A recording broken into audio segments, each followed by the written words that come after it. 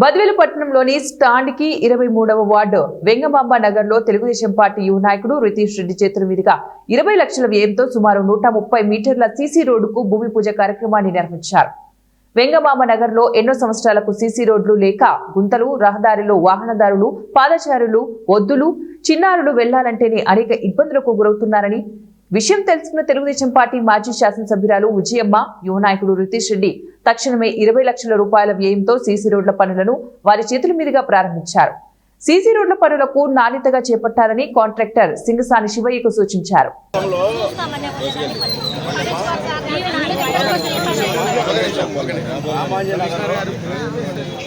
ఈ చర్చి పక్క వీధిలో రామాంజనేయ నగర్ ఒకసారి విజిట్ చేయండి.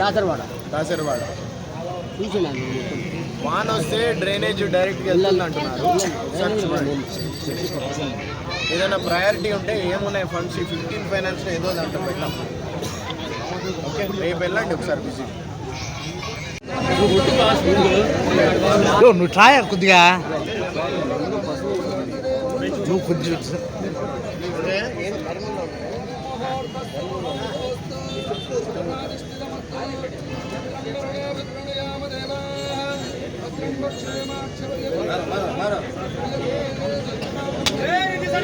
జై